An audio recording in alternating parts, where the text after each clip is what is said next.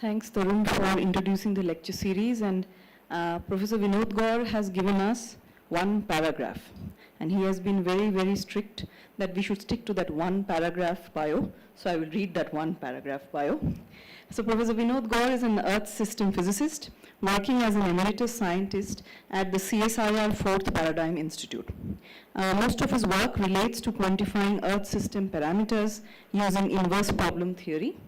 His current explorations in which he engages with scientists around the country are: 1. How do thermodynamically open subsystem boundaries communicate to each other, specifically in the deep Earth boundary layers? 2. How may one model and test the thermodynamics of the intertropical convergence zone, responsible for most of the monsoon rainfall? And 3. Learning how to humanize artificial intelligence with reason and thermodynamic imperatives. On a personal note, my lab members met Professor Gaur when he visited RRI last year, at the same time as another long-term visitor at RRI, Professor Ravi Prakash Rao. Professor Rao and Professor Gaur have known each other for a long time, and Ravi simply took him to my lab, and I'm very thankful to both of them for spending so much time in the lab and indulging the students and young members. I was at a dentist appointment that afternoon, so I missed him. But thankfully, he came back again a month or so later, and I was much influenced by his clarity and vision, and specifically the ability to appreciate areas of research much beyond his own immediate focus. It has been lovely knowing him since then, and I'm delighted that you have agreed, Professor Gaur, to deliver the Pancharatnam lecture today at RRI. So with that, I welcome you to deliver the lecture.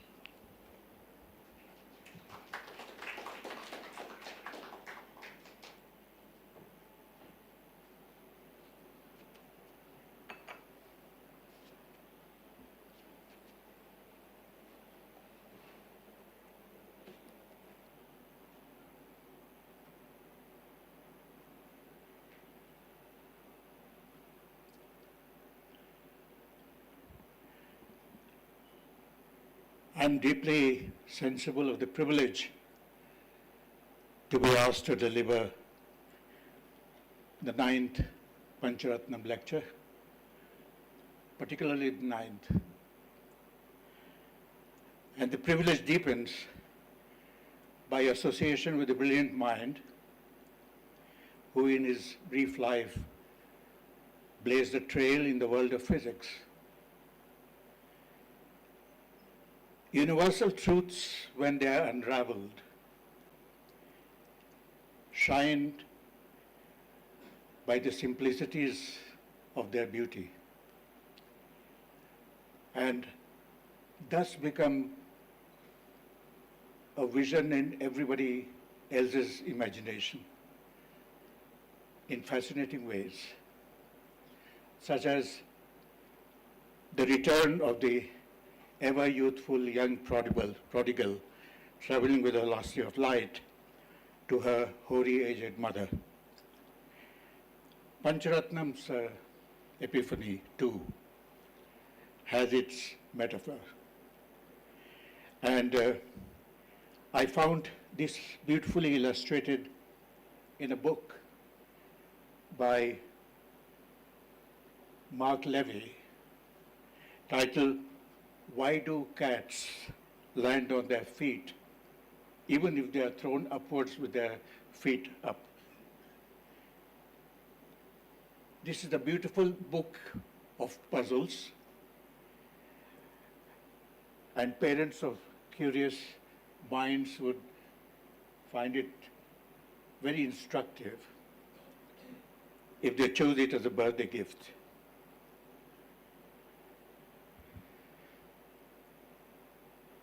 So many bards gild the lapses of time.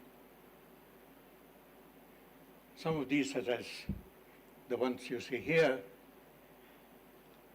have ever been the food of my delighted fancy, which fill my vacant hours as they have been lengthening with time, with the entrancing dance of symmetries and their broken forms.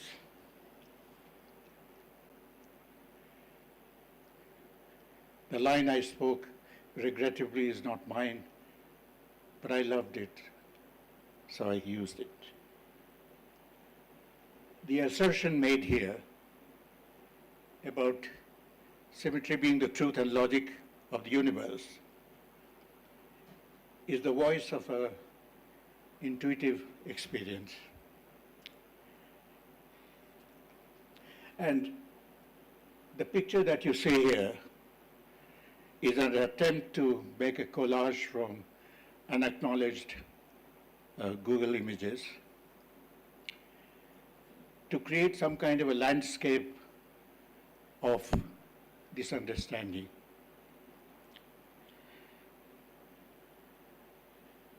So, what is symmetry? And when I started thinking of it, my mind went back long, long time ago, when sitting in a mathematics class where my teacher was explaining what arithmetic series looked like. I began to wonder as to why I didn't divine it in my mind at the age of 10 as Carl Gauss did when tasked by his teacher to sum all the numbers from 1 to 100. Saw the other half of the symmetry buried underneath those rows of numbers 1 to 100. He resurrected them, completed the symmetry, and produced a sum in 2 minutes' time, which amazed his teacher. It was a very powerful experience of joy at the beauty of the way it was done, of wonder, and also of an inferiority complex that was bred in me, that I had to wait until the age of 15 or so to learn it. But what was very clear, became very clear, very gradually, was that these are resonances in the mind. And those resonances are set into action when we view something or are faced with some kind of a situation through relationships which are invariants to viewpoints. Viewpoints both especially as well as in our minds. And one can see that this feeling is aroused in our sensibilities through a variety of ways. Purely sensual, where we respond to something without necessarily going into its meaning, or cognitive, where one's imagined the perfection of something we call symmetry and try to recreate it. On the top of the second column is an altar geometry that was brought to my attention by Balan Nambiar, who happens to be in this congregation. And it happens to be actually enshrined in an altar which still exists in a village in Kerala. It now adorns the logo of the National Institute of Advanced Sciences. But you can see what it does, how ancient it is, and the powerful sensibilities that it arouses in our minds. And the urge to express those kind of feelings in various ways, through contemplation, through creation, as objects and as words. And finally, something that makes it deeply compelling to seek, to look for, such as the deep search for space-time symmetries, the symmetry in that the way the fundamental particles break into smaller particles, and how some of the symmetries are conserved. And there is also an artistic vision of the universe, of broken symmetries, which the artists have discovered is a very potent way of unearthing the hidden excitements and hidden wonders of symmetrical forms. Do symmetries have other purposes? Yes, indeed. In prediction, the order of planetary motion, for example, allowed humans to predict the occurrence of eclipses long before the mathematics was discovered. And when Mendeleev put together the known elements available at that time, the periodic table showed that there were two gaps, and scientists, believing implicitly in the unfailing symmetry of the system, named those, the red ones, the gallium and germanium. They were discovered later, much later after they were predicted. Such is the power of symmetry.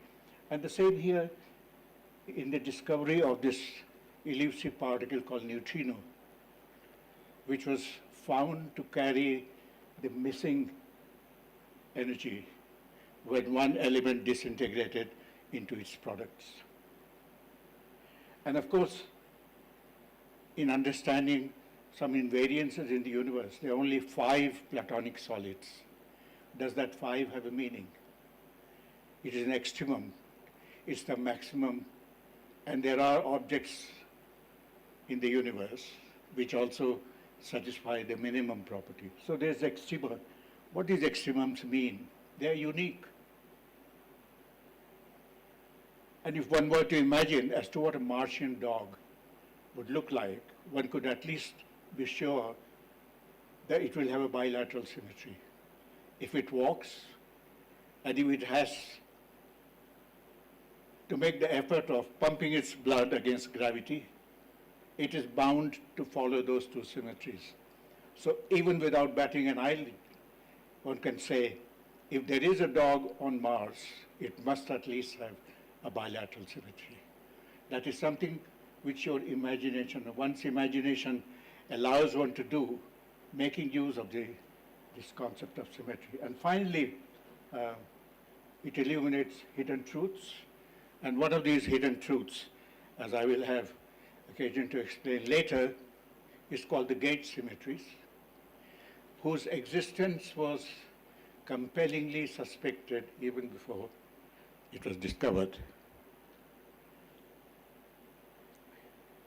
And symmetry abounds in nature. So the question that often arose in my mind, is there a message in this ubiquitous existence? Reflections, as you see here, rotational symmetry. If we rotate, we have exactly the same form. A tree has a rotational symmetry because it's bound by only one constraint, and that is the flow of the sap upwards against gravity. Scale invariance, that if we take a lens and look at different parts of it, they look exactly the same. Mathematicians now know how to express that in terms of formula, which is called power law. So what is the message? A very broad, very simple message that one gets is that this wondrous diversity is possible because nature experiments with all alternatives, all possible allowable alternatives. It has no favorites, and there's equal space for all existences. So the diversity is a result of that. But that is the message. No favoritism, no favorite preferences. Identical view of identical situations from various viewpoints, whether we change our position or we change our way of thinking or belief system. So I came to believe very firmly that human consciousness is somehow fine-tuned with the cognitive, with the structures that are in nature, which we cognize through our cognitive structures. The figure over here on the right, on the left, is not strictly symmetrical in one sense, but you look at the balance. You look at the balance of those irregular bodies that are put there of stone. For the peacock, they are different, but they're all something which can be perceived by our senses. I call it sensual. Then conceptual, that the laws of physics do not change if we change our position in space or if we carry out experiments at another time. And there is the third eye, which the Hindus believed picks up vibrations from higher realms of the universe. It is the imagination that uses the cognitive structures already ingrained in our human, in our mental makeup, and it can be triggered by what we see from outside. And the far left in the middle, you see the Dirac sea, which is imagined in a prescient leap of imagination by Dirac to explain as to how the observed behavior of particles can be explained. And in the process, he predicted that there would be a counterpart of the negatively charged electron called the positron, which was discovered later.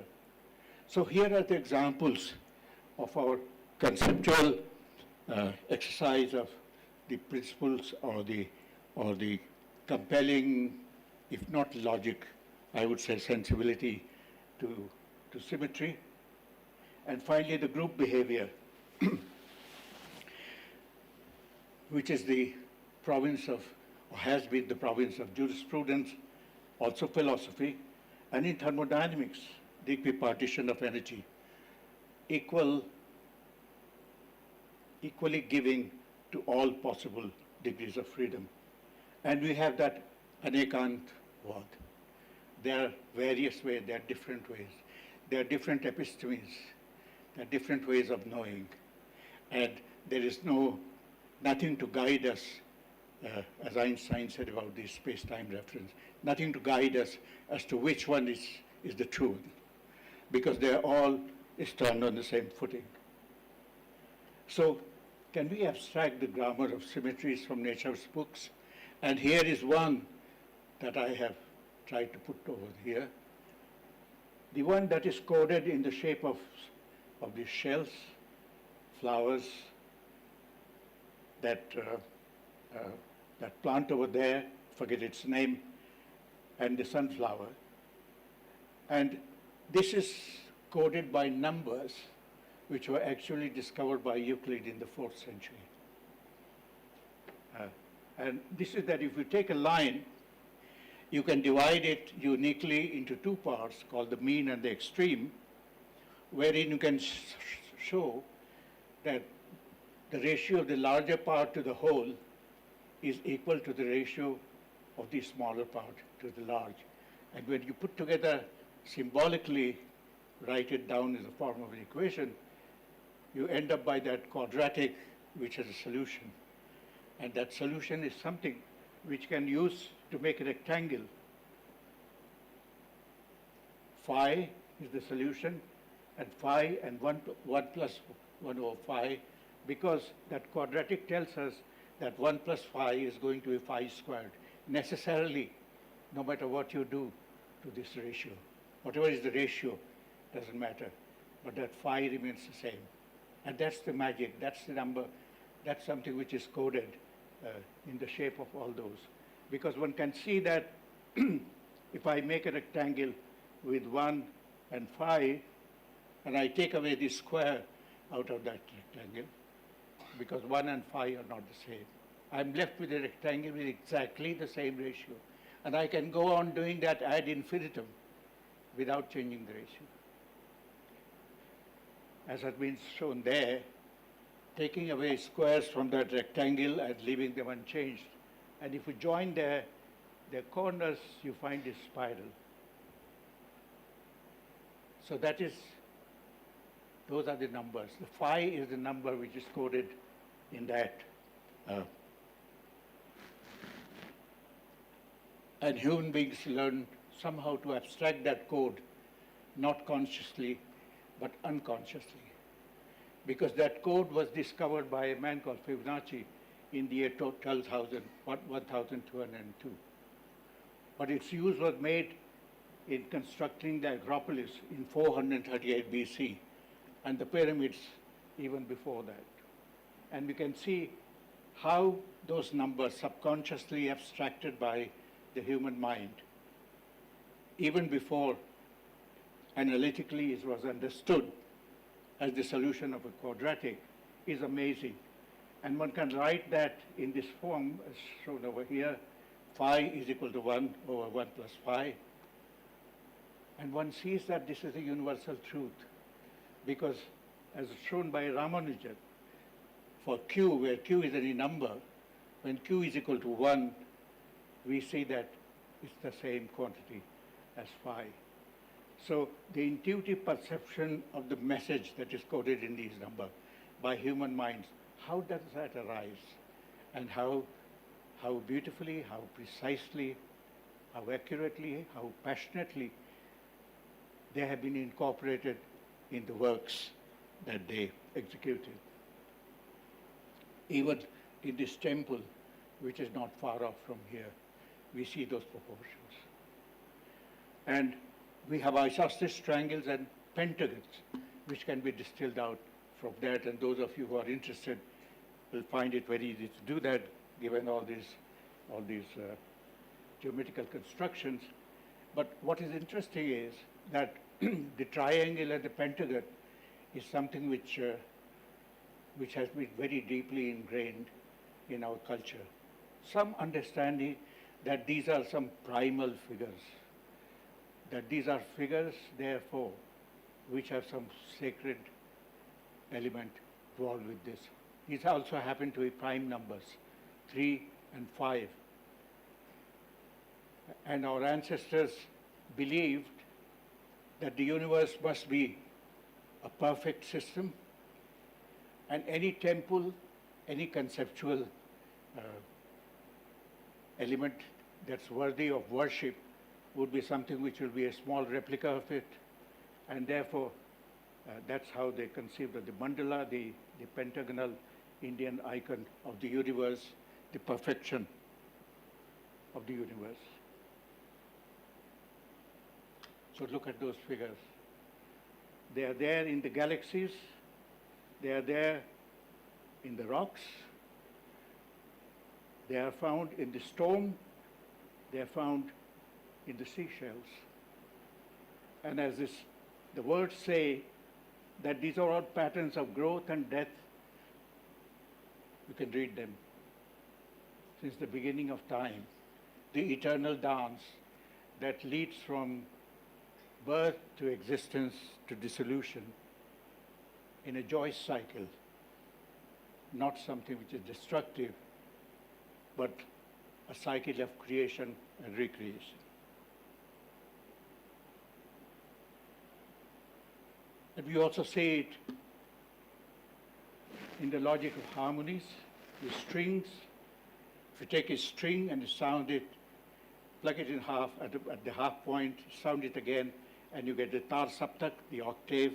And if you do it in the proportions of 2 and 3, you find the other notes which have maximum fusion, the 5th and the 4th, which is ma and pa.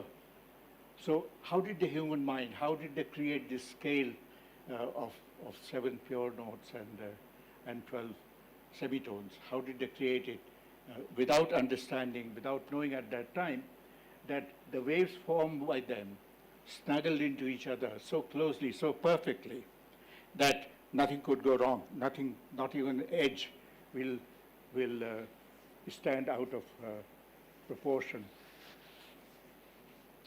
And the examples here, when Thales was asked by the pharaoh to tell him the height of a pyramid without measuring it, in his imagination he saw a stick which if you put into the ground like this, and at a certain time measure its shadow by the sun, you find that the proportion between the base and the height will be the same as that cast by the temple. And if you measured the shadow of the temple, you could calculate its height. The same principle goes in designing an experiment to measure the circumference of the earth. 4th century BC, where the circumference of the earth was measured by taking a camel ride from one place, Siena to Alexandria, is a few hundred kilometers, and using that same principles of sun's rays casting shadow to calculate the circumference of the Earth, remarkably close to our present knowledge. And questions such as, what is the diameter of the sun? And how did they determine all this? By holding a coin to occlude the surface of the moon or the sun, and imagining that the diameter to distance ratio is the same as the diameter of the sun to our distance, because of the similarity of, so the similarity of forms, resonance of the mind, and so many answers to so many questions.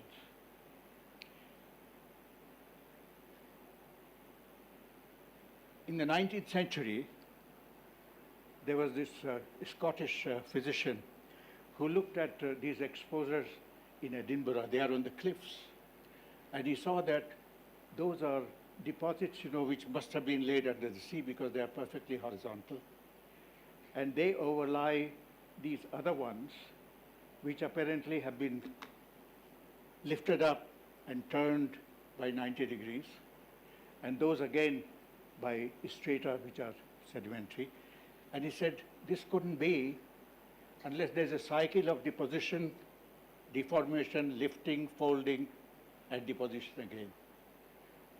And looking at the rate at which all this happens on the seashore or a lake bed, one can calculate as to how long it would have taken to do that. And that would count for millions, not just thousands of years. And Hutton paused to ask, how do I answer that question as to how old, how long it took? And he said, I must first state my logical premise, which is stated by saying that the processes I assume to have produced this in the past are the same as those occurring today. And this is the first explicit declaration of our understanding that the laws of physics are invariant to space and time. The scientific world will not discover it until the early years of the 20th century. And I'll come to that in a minute. And of course, when Darwin, and that is to tell you how one thing leads to another, when Darwin sailed on the Beagle, he took a copy of a later book on the subject, and he added many of his own examples of this kind, where he could show or he could infer that processes have taken place that would have taken millions of years, because he needed all those billions of years to propound his theory of evolution, because the selection process implicit in it is so slow. And therefore, you can see how one thing leads to another, how important Hutton's formulation was to Darwin's formulation of the origin of a species. The scientific enterprise began by decoding rationality in the universe, periodicity of occurrences, the return of seasons, and so forth, and codifying its regularities like Kepler did.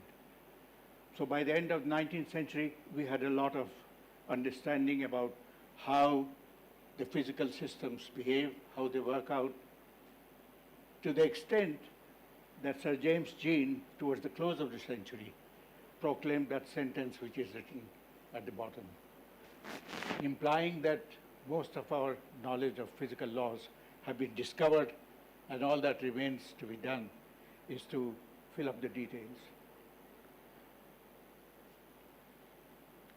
But in 1905, only 5 years after the century had rolled, Einstein finds that there are deep inconsistencies in the laws of physics promulgated in the 19th century and before that. And one of his problems was that according to existing paradigm, if one moved from one frame of reference to another, and you are an observer in one frame of reference, I in the other frame of reference, we must see the same phenomena. And indeed, Newtonian mechanics showed, using Galilean relativity, that force was a quantity that transformed equally in the other state.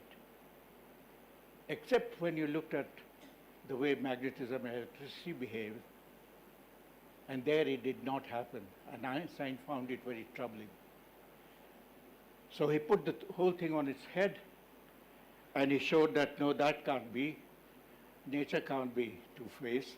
It cannot have one set of laws for electromagnetism, another for mechanics, and forget about the mathematics. But he reasoned out as to how space and time will behave, not as Newton has thought, but in a slightly different way. In the Newtonian world, the distance is immutable in the sense that if you square the three coordinates and sum them up, no matter how you do it, which coordinate system, it will be the same.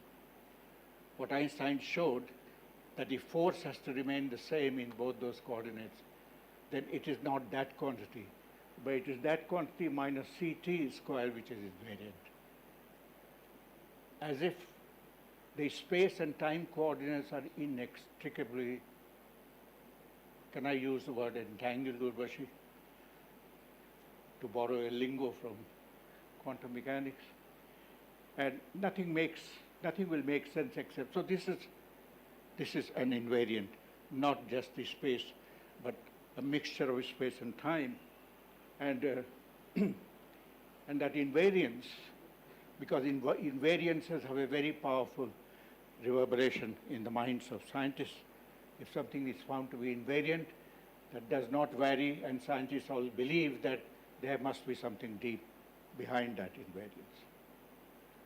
And there was this other guy, Minkowski, who interpreted it and said, well, actually, space-time is a kind of a fabric with a warp and the weft woven with space and time, and there is no way you can disentangle them. And this has, therefore, a structure. So it was Minkowski who actually showed it. I read somewhere that at first Einstein himself didn't believe it, but he came to believe it later, that indeed this is so.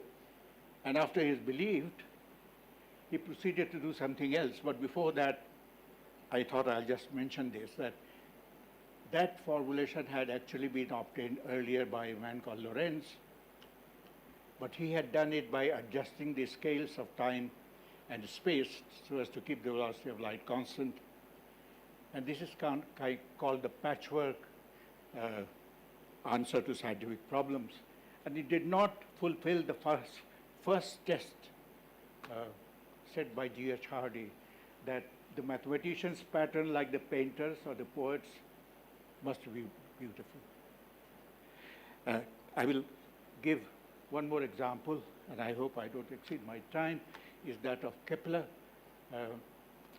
He started mapping the points on the orbit of Mars as it moved on its orbit. What were the points based on observations by his mentor, Tycho Brahe? And he found that there were 6 points. That cartoon is drawn by me and not very good, because I'm not good at drawing. But so those 6 points, they lay on this, they fitted the circle, which was believed to be the natural orbit of planetary motions. But there were 2 points which did not. And instead of doing a patchwork, I've not put it in inverted commas because I read it somewhere a long, long time ago, and I didn't exactly remember the phrase, so I rephrased it myself. What Kepler said, I could have patched my theory by treating the deviant points, those 2 points, as outliers. But truth, as it appeared at the back door, insisted to be recognized. And thus he came to believe that no, circle is not the natural shape of planetary orbits. It's the ellipse. And he gave the world a new formulation, which has stood the test of time. So this was the phenomenology of the inconsistency, what Einstein had found, that if you take a magnet and a coil and you move one towards the other, you have an electromotive force generated. So it is only the relative motion which is the critical observable fact between them, because one cannot assume that one is stationary and the other is moving. But if you are sitting on the coil, you will observe a slightly different phenomena as compared to the case when you sit on the magnet. That is illustrated in these figures, but I won't pause here to explain that. But he said that this can be reconciled only by trying to imagine that the electric field has been somehow transformed into a magnetic field by a change of reference. And he's reported to have written that this was the happiest thought, was his realization, because at that time he was also looking at something else. He was looking at gravity. And it occurred to him that there was no way of differentiating or telling explicitly as to which one is true if you have someone standing near a gravitational body and being attracted, or the same person sitting in a lift and carrying upwards by the same acceleration. And therefore, to him, gravity and acceleration became synonymous. Just two different ways of looking at the same thing, which an ordinary observation could not distinguish, and as if one was transformed into the other. And this thought, called bi-association, when you put different phenomena and find a similarity, occurred to him when he was trying to solve that inconsistency of that. And shortly after that, in about 1913, this was a brilliant, much wronged woman in Göttingen, Emmy Noether, who proved one of the most remarkable theorems in the mathematical world. She proved that if the laws of physics are invariant to space and the directional dependence on space, then momentum of all forms will be conserved. They will remain the same after an operation as before.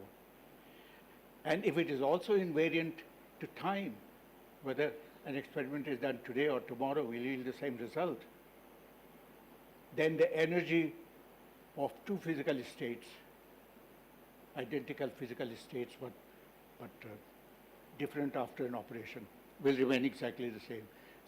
So profound are the implications of the theorem, because the conservation laws of mass, which is the same thing as energy, and momentum, were considered by physicists until this time as the supreme regulatory principles of the universe. Emmy Noether showed that they indeed are buried in the implications, in the tautology, deep, complex tautology that springs from the symmetry of space and time. And at that time, scientists knew that electrical charge is also conserved, but they didn't know what was the associated symmetry that will explain it. And it was discovered later and called the gauge symmetry. So one can see that what power these invariances have, this kind of, and this lady who was humiliated at Göttingen, even while she was there, whenever she lectured, the notice, which I have seen in a cartoon, always said, lecture by Professor Hardy, assisted by Emmy Noether. So fortunately, after she was evicted from Göttingen with the rise of the Nazis, she went to Princeton and did many things. That's another. So those invariances, and when Einstein realized that acceleration and gravity are just two faces of each other. And also the fact that acceleration makes a straight line curve of uniform velocity curved, he realized that the space-time structure that Minkowski had shown actually suffers a dent whenever there is matter. And he rewrites Newton's equations, which are here,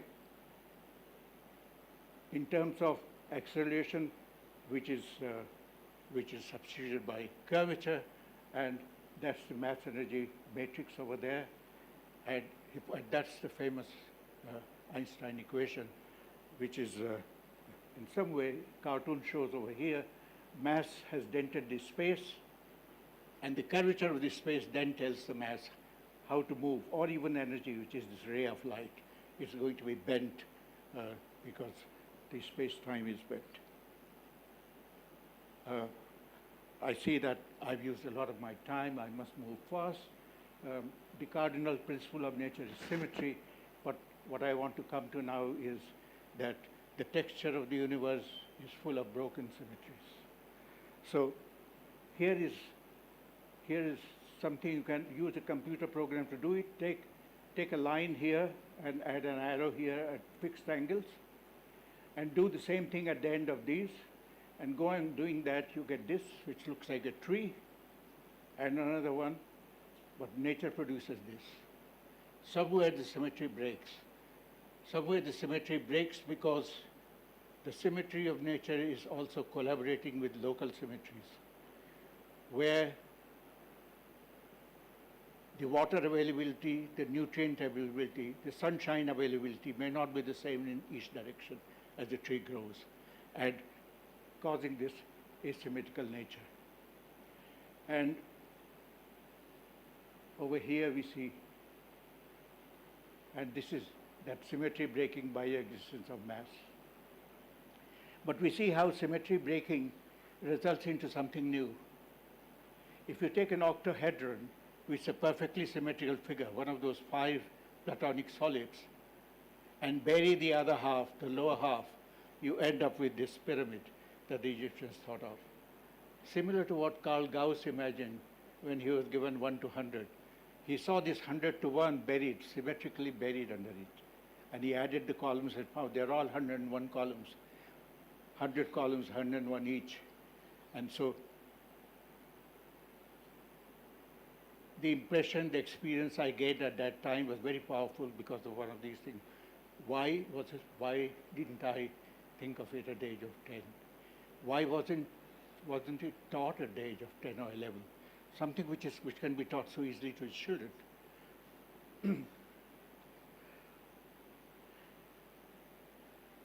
Here's the breaking of symmetry. The sun shines equally, but because the line joining the sun's center and the earth is something which is not symmetrical to the rays of the sun, the earth gets unequally heated.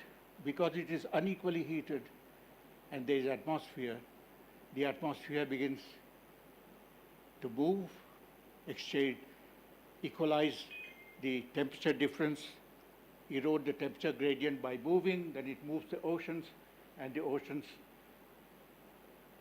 then create a hydrological cycle of evaporating water, taking it to the mountains, bringing it on the land, and collaboratively produce the entire living world. So everywhere it is because of these broken symmetries. Over here it shows a perfectly symmetrical figure which is close to a circle, and how it can be generated by a triangle and a pentagon, a square and a pentagon put together. All these rotations can be used to create this. This is something that children can be taught even before they are taught mathematics, and the kind of insights they create is phenomenal. So we see broken symmetries all the way, and if symmetries were not broken, then you and I won't be here. So how critical it is to the world of life, to the world of imagination, and we see that artists do the same thing. So here's a picture of Van Gogh's wife, also his wife, but you see that the two pictures, this is near symmetrical, this is far from symmetry, but how they evoke very different kind of sensibilities. And the artist realized that human beings do not have the same kind of a countenance every time. It keeps changing according to the moods. And they must learn as to how to depict these moods, how to arouse sensibilities by breaking symmetries in a creative way. So here we have examples. You see over here, it's not a perfectly, but the power that it conveys to you. And this. And here is Escher's drawing. Escher was a Dutch painter. His drawing, and what he has done, he's taken his starfish and slightly curved the edges. What that curving does, it gives it a rotation. It gives it a new energy that the starfish, perfectly symmetrical starfish, didn't have. So does this and this. So everywhere we see that breaking of symmetry is as important to unleash what is hidden inside that symmetrical possibilities. And this is what the artists do, and this is what gives textures to this world that we live in. Here is an example of some of the tiles in this famous 13th century Alhambra temple, where they used 17 tiles, 17 perfectly symmetrical tiles to pave their walls and their ceilings. And because the Muslims were denied use of images, they resorted to these things. 17 different symmetries have been used in this palace. All the 17 that are actually theoretically possible, as was proved by Fedorov in 1891. But the Moorish artists had done this in the 13th century, 5 centuries before. And this so affected the Dutch painter Escher. Many of you might have seen this famous painting of his called Transformation, from one form to another, as a kind of a glimpse of the evolutionary trajectory. And what he did was that he sat there in Alhambra, drew all those sketches. These are his sketches. He essayed with them. These are his essays. And tried to see how he can creatively break the symmetries in order to create this fantastic image that really conveys a very different kind of, evokes very different sensibilities, and so on. Some new modern artists who do that. And here's some more, even nature. By breaking symmetry, what does it convey?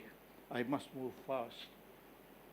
And here, and this is a temple, but we see that the temple, which is always conceived as a replica of the universe, worthy enough to be worshipped on earth, is always made perfect, as highly symmetrical as possible. But in order to reflect the texture, the highly varied, energetic texture of the world, some of its energy is abstracted to create forms of lesser energy. Like this. This is Sanctum Sanctorum, but you see all these forms come out in here with broken symmetries, which have their own beauties. And this, Picasso, he was experimenting with the idea of simultaneity of space at about the same time when Newton propounded his theory of or his understanding of the simultaneity of time. And you can see that, so I won't pause here to explain it. And this,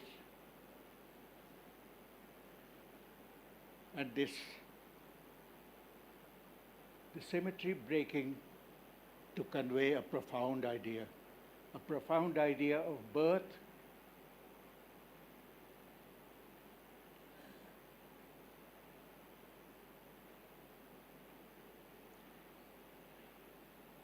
here is Damru, which announces the birth, the origin, the creation, and then creation of an existence.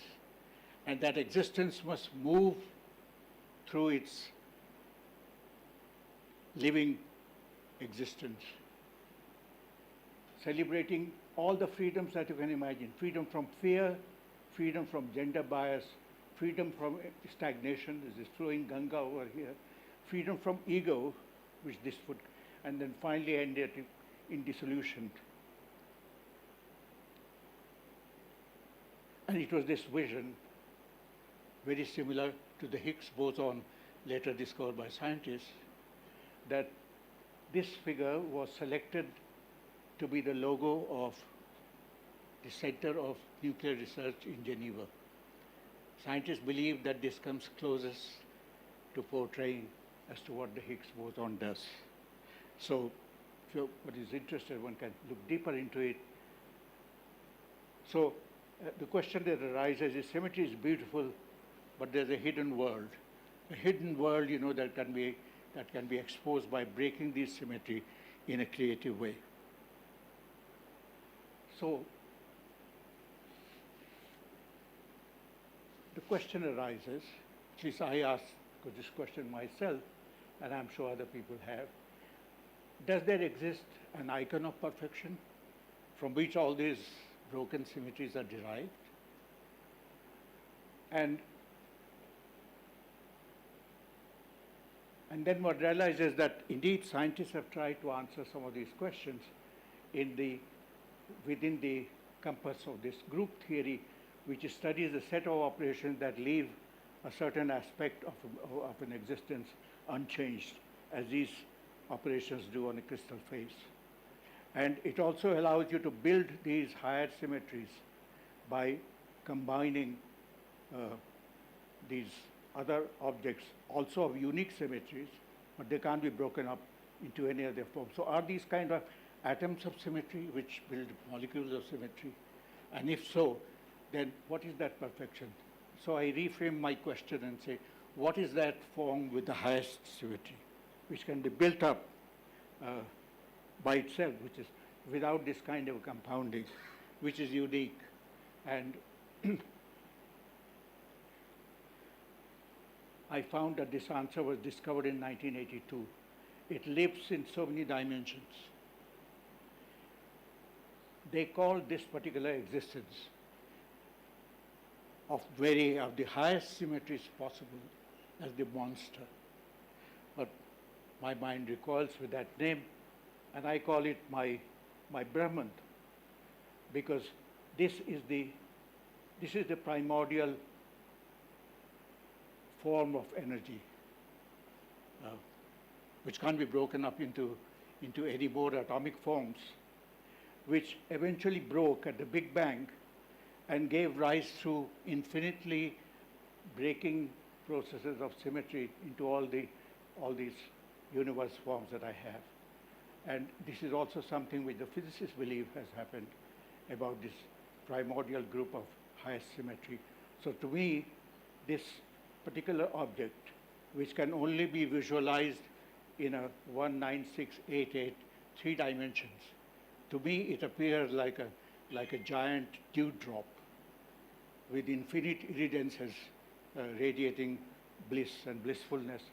And I call it my Brahman, and I indeed fell in love with this particular kind of symmetry.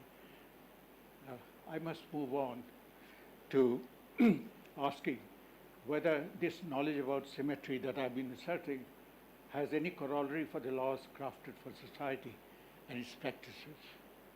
So one asks the question, why are my motives important? Why do I need the categorical imperative? Because no other entity of the universe is known to violate these principles. How can I make sure that my conduct does not, is in consonance with this universal principle of the world? So ancient and medieval civilizations crafted laws, devised their execution of laws, depending on their worldview, which could be slavery, feudatory, divine rights, although there were some that intuitively developed the tenets of conservation and evolved cultural practices to honor it. But in the 18th century, Immanuel Kant began thinking of it, and he used the principle of symmetry, and he said, act only according to that maxim whereby you can at the same time will that it should become a universal law. And he called this the categorical imperative. And that you exercise it in such a way that you always treat humanity, whether in your own person or in another, never simply as a means, but always at the same time as an end.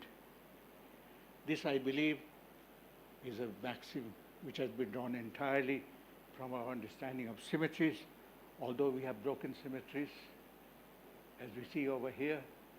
Some of these bring you close to tears, very similar kind of emotions which are evoked by seeing something which is very beautiful, something that moves you because of other attributes, silences that are pregnant with meaning, a warm touch, and one begins to think, what is beauty? What is aesthetics? It's a vector. It is not a single thing. It's a vector formed of all these. And I begin to reconcile in my mind all these dissonances by recalling a phrase from Keats who says, if sorrow had not made sorrow more beautiful than beauty itself. So these are some of the thoughts that teased me at the midnight hour, but I move on from my reveries. Thank you.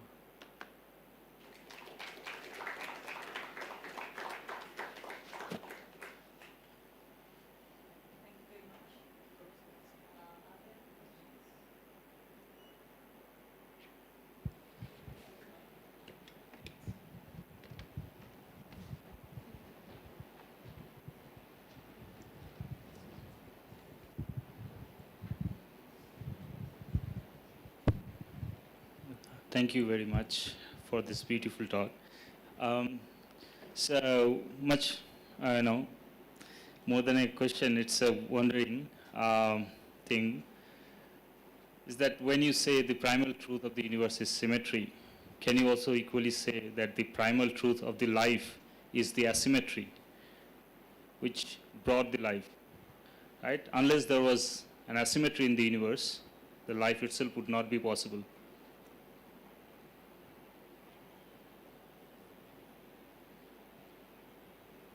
Yes. Well, that was the burden of my talk, that symmetry is perfect, it's unique. It does not allow you many variances. The variances are hidden in it. I believe the symmetries are the envelope of millions of possibilities hidden inside. And nature somehow unerringly unfolds these in a manner that they will endure. And that was one of the questions in my epilogue, said, are there any such counterparts to order our thinking, our conduct, which will also endure? Thank you.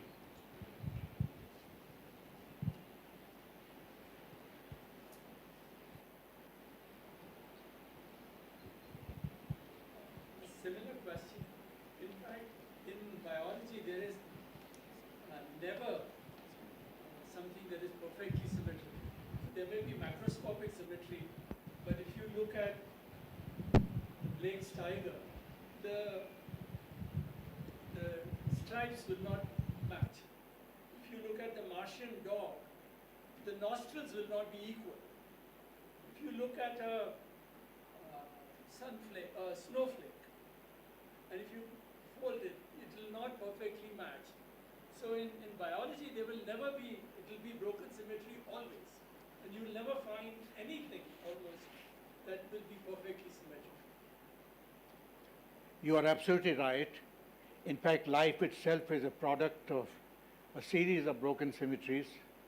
The sunlight falling on Earth unequally, heating it, causing the winds to blow, the oceans to move and move the moist air above it to make the hydrological cycle, the water on the land to sprout life in collaboration with photosynthesis, and so forth, until the cell, which may look like a symmetrical object from outside, but inside the organelles are actually very asymmetrically disposed.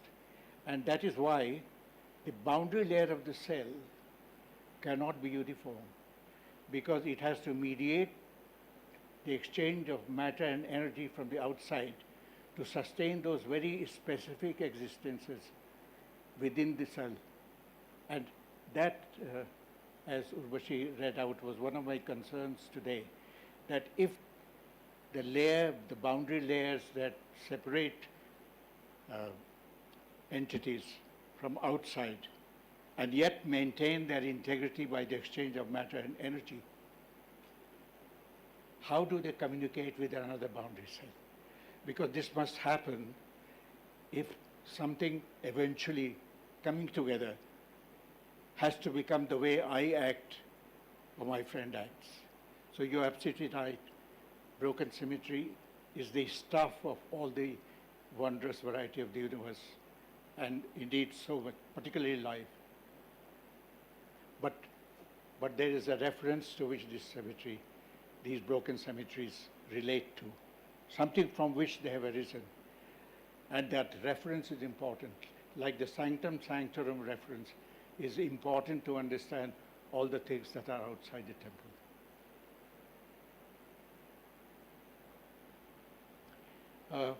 The figure, the perfectly symmetrical figure here, I must say, is one of Balan Nambiar's sculptures.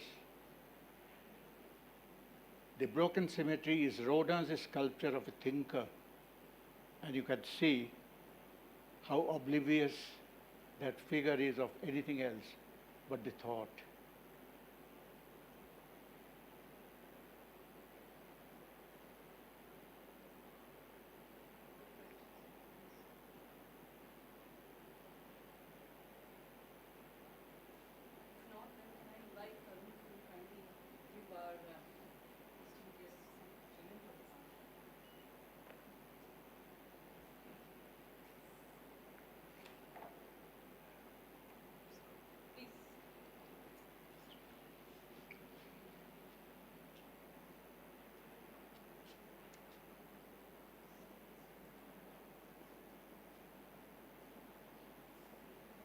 So much for a fascinating talk. That was so fascinating that I couldn't come up with any questions, but I have many thoughts. I'd like to give you a commenter.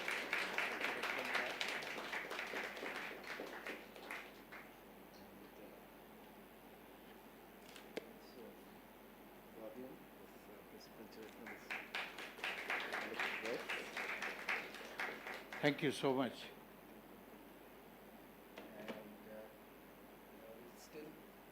Just passed our 75 years, and we brought out the highlights of research that came out of the institute. We have to select some of them and Thank you. I'm sure you'll enjoy this. Thank you so much for your Thank you. really very good.